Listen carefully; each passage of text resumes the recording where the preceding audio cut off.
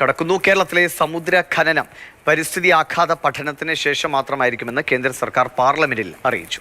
ഖനനത്തെക്കുറിച്ച് ആശങ്ക രേഖപ്പെടുത്തുന്ന കേരള സർക്കാരിന്റെ കത്ത് ലഭിച്ചിട്ടുണ്ട്. രാജ്യസഭയിൽ ഹാരിസ് ബീരാൻ എംപിയുടെ ചോദ്യത്തിനാണ് കേന്ദ്രമന്ത്രി കിഷൻ റെഡ്ഡിയുടെ മറുപടി.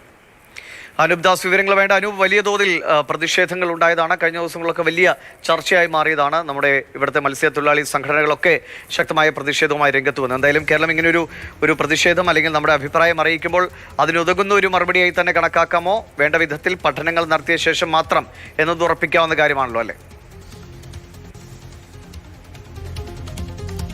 ദിവിഷയമായ പക്ഷേ മറുപടിയിൽ കേന്ദ്രം നടപടിക്രമങ്ങൾ വിശദീകരിക്കുക മാത്രമാണ് ചെയ്തത്. എന്നാൽ യഥാർത്ഥത്തിൽ ഈ ഖനനത്തിൽ കേരളത്തിലെ തീരദേശത്തുള്ള ജനതയ്ക്കുള്ള വളരെ പ്രധാനപ്പെട്ട ആശങ്ക എന്ത് എന്നാൽ, ഒന്ന്, ഖനനം നടത്താൻ കരാറെടുക്കുന്ന കമ്പനി തന്നെയാണ് പാരിസ്ഥിതികാഘാത പഠനം നടത്തേണ്ടത് എന്ന ഒരു ക്ലോസ് ഈ ഖനനവുമായി ബന്ധപ്പെട്ട് കേന്ദ്ര സർക്കാർ മുന്നോട്ട് വെച്ചിട്ടുണ്ട്. അതായത് ഞാനാണ് ഖനനം നടത്താൻ കരാറെടുത്തതെങ്കിൽ ഞാൻ തന്നെ കേന്ദ്ര സർക്കാർ എംപാനൽ ചെയ്ത ഏതെങ്കിലും ഒരു ഏജൻസിയെ തെരഞ്ഞെടുത്ത് പാരിസ്ഥിതികാഘാത പഠനം നടത്തുക എന്നുള്ളത്.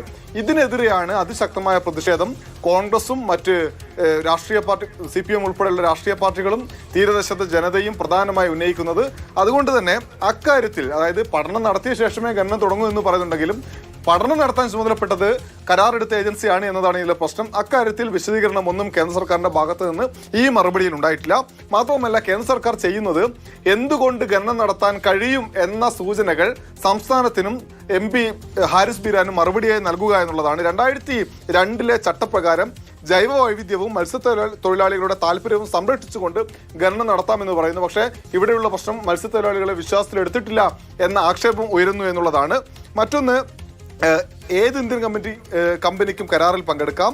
ഖനനാനുമതി നേടുന്ന ആളുകൾ വിവിധ മന്ത്രാലയങ്ങളുടെ അനുമതി നേടണം. ഒപ്പം തന്നെ ഖനനം മൂലം ഉണ്ടാകുന്ന ദുരന്തങ്ങൾക്ക് നഷ്ടപരിഹാരം നൽകുന്നതിന് കൂടിയാണ് ഓഷ്ഫോർ ഏരിയാസ് മിനറൽ ട്രസ്റ്റ് രൂപീകരിച്ചിട്ടുള്ളത്. അതിൽ സംസ്ഥാനവും അംഗമാണ് എന്ന് പറയുന്നു. അതായത് ഖനനം എന്തായാലും നടത്താം, അതിന് നിയമ പരിരക്ഷയുണ്ട്, അതുമായി മുന്നോട്ട് പോകുമെന്ന സൂചനകളാണ് ഈ മറുപടി നൽകുന്നത്. അതേസമയം സംസ്ഥാനത്തെ തീരദേശത്തുള്ള ജനതയുടെ ആശങ്ക പരിഹരിക്കാൻ ഉതകുന്ന കാര്യങ്ങളൊന്നും ഈ മറുപടിയിൽ കാണാൻ കഴിയുന്നില്ല.